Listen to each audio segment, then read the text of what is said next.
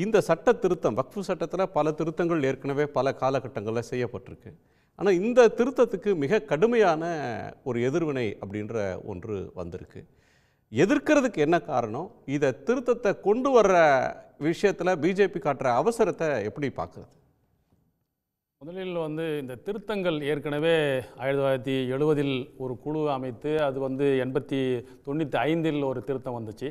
அது பிறகு 2013 வந்த திருத்தங்கள் இது எல்லாமே முஸ்லீம்கள் கேட்டுக்கொண்டதற்கு இணங்க அல்லது பரிந்துரை செய்ததற்கு இணங்க இந்த அடிப்படையில் தான் அந்த திருத்தங்கள் எல்லாமே வந்தது. இப்போ இந்த திருத்தத்தை பொறுத்த வரைக்கும் யார் இவர்களிடத்தில் கோரிக்கை வைத்தாங்க, என்ன பிரச்சனைன்னு சொல்லிட்டு இவங்ககிட்ட போய் கோரிக்கை வைத்து எந்த குழு பரிந்துரை கொடுத்து இதெல்லாம் செய்கிறாங்கன்றது ஒரு பெரிய கேள்விக்குறி.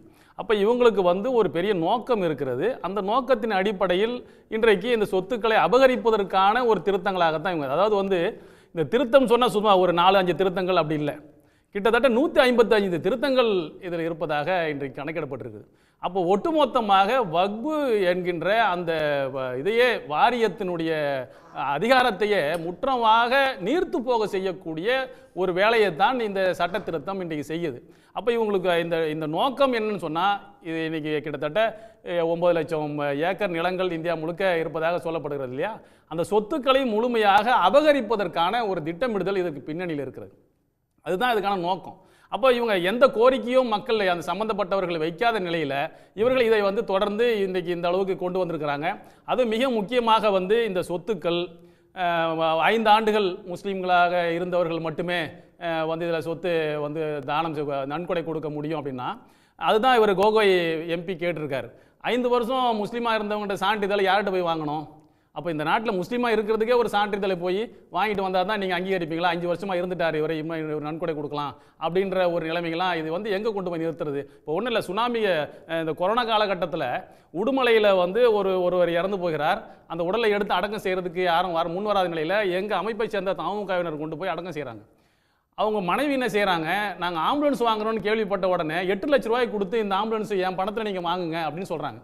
இப்போ இது எந்த வகையில் இதெல்லாம் நீங்கள் கொடுக்கூடாது, நீங்கள் முஸ்லீம் அல்லாதவர்கள் நீங்கள் எங்களுக்கு ஆம்புலன்ஸ்லாம் வாங்கி கொடுக்காதீங்க அப்படின்லாம் நாங்கள் எப்படி சொல்ல முடியும்? இது என்ன வகையான இது?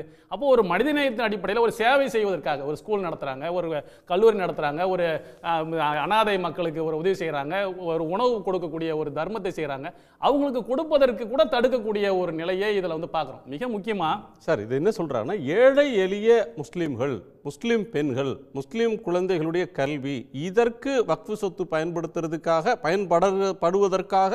இந்த திருத்தங்கள்னு பாஜக அரசு சொல்லுது. இல்லை, அதுதான் எந்த வகையில் எந்த வகையில் அந்த திருத்தம் உதவுன்றதை சொல்லணும்ல. முதல்ல அது எதுவுமே இல்லாமல் இது எல்லாமே ஆபத்தான திருத்தங்களாகவே இருக்குது. இப்போ அந்த வக்ஃபு சொத்து யாருக்குரியதுன்றதை தீர்மானிக்கக்கூடிய அதிகாரம் மாவட்ட ஆட்சித்தலைவருக்குன்னு சொல்லிட்டு கொண்டு இன்றைக்கு இன்னும் சொல்லப்போனால் ஒரு ஆபத்தான ஒரு செய்தி தமிழ்நாட்டினுடைய சூழலை சொல்கிறேன். 30% வக்ஃபு சொத்துக்கள் கடந்த ஆட்சி காலத்தில் அரசு நிலங்களாக மாற்றப்பட்டிருக்கு. அதிர்ச்சியான செய்தி. இப்போ நம்ம தமிழ்நாட்டினுடைய முதலமைச்சர் இடத்துல இது சம்பந்தமான மொத்த தகவல்களை நாங்கள் கொண்டு போய் கொடுத்துருக்குறோம். எப்படிலாம் மாற்றிருக்காங்க? 100-200 வருடங்களுக்கு மேலாக பள்ளிவாசல்களாக, தர்காக்களாக, மதரசாக்களாக, ஈதுக்கான்னு சொல்லக்கூடிய பெருநாள் தொழுகையோட சொல்கிற இடமாக இருந்த இடங்கள்லாம் அரசு நிலங்களாக மாற்றிருக்காங்க ரெவன்யூ ரெக்கார்டில். கடந்த எடப்பாடி ஆட்சி காலத்தில் ஆர்எஸ்எஸ்னுடைய அதிகாரிகள் ஊடுருவி இந்த வேலை செஞ்சுருக்காங்க. இப்போ திருச்செந்துறைன்னு ஒரு பிரச்சனையை பேசுகிறாங்க பாருங்க. திருச்செந்துறை ஒரு கிராமமே வக்ஃபு சொத்துன்னு சொல்லிட்டாங்க, கோவில்லாம் இருக்குன்னு சொல்லி. இது எல்லாமே திட்டமிட்டு நடந்தது கடந்த ஆட்சி காலத்தில்.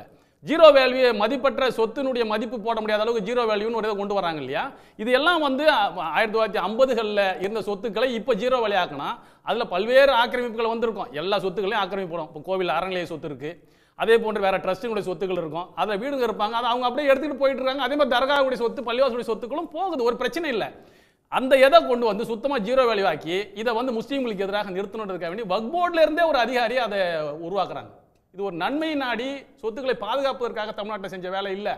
இதை நாளைக்கு இந்த சட்டத்தை கொண்டு வருவதற்கு தமிழ்நாட்டிலிருந்தே ஒரு ஆதாரம் வேண்டும் என்பதற்காக வேண்டி கடந்த ஆட்சி காலத்தில், எடப்பாடியினுடைய ஆட்சி காலத்தில் நடந்த சதின்னு என்னால் சொல்ல முடியும். ஏன்னா வக்ஃப் வாரியத்தினுடைய ஒரு உறுப்பினராக நான் இருக்கேன். இப்படியெல்லாம் திட்டமிட்டு இவர்கள் செய்ததன் மூலமாக, அதாவதுங்க முதல்ல இந்த நாடாளுமன்றத்தில் கேட்டிருக்காங்க பாருங்க, நம்முடைய ராசா தான் இன்னைக்கு சரியான கேள்விகளை எழுப்பிக்கிறார். இந்த கேள்விக்கு உங்களால் பதில் சொல்ல முடியாது. ஒரே ஒரு எம்பி இருக்காங்களா இதை இவங்க அறிமுகப்படுத்துறதுக்கு, முஸ்லீம் எம்பி. அப்போ இந்த முஸ்லீம் சமூகத்தை அதிகாரமற்றவர்களாக முதல்ல மாற்றணும். அப்போ நாடாளுமன்றத்தில் இல்லை, இவங்க ஆளக்கூடிய சட்டமன்றங்களில் முஸ்லீம்கள் உள்ளே வர முடியாது. குஜராத்தில் உள்ளாட்சி மன்றத்தில் கூட தொடர்ச்சியாக முஸ்லீம்கள் வாழக்கூடிய இடத்துல வேற ஆளை கொண்டு வர முடியாதுங்க வேண்டி RSS பெயர் தாங்கிலாக முஸ்லீம்களாக இருப்பவங்கள அங்கே வந்து வேட்பாளர் நிறுத்தி வெற்றி பெற வைக்கக்கூடிய நிலைமை. அப்போ அதிகாரமற்றவங்களா இதை மாற்றினாங்க. இன்னொரு அதிகாரமான சொத்துக்கள் யார்கிட்ட, அது ஒரு அதிகாரம், சொத்து என்பது. அப்போ சொத்துக்கள் அற்றவர்களாக இவங்களை மாற்றணும். ஒரு நவீன தலித்துகளை இந்தியாவில் உருவாக்குவதற்கான ஒரு சதித்திட்டத்தினுடைய பின்னணி இதில் பின்னால் இருக்கின்றதை என்னால் சொல்ல முடியும். அப்போ இது அதிகாரமற்றவர்களாக இந்த மக்களை மாற்றணும், ஒடுக்கணுன்றதுக்காக வேண்டிதான் இந்த சட்டங்களை தவிர இந்த முஸ்லீம்களுக்கு நன்மை செய்வது என்று சொல்வதை யார் நம்புவாங்க?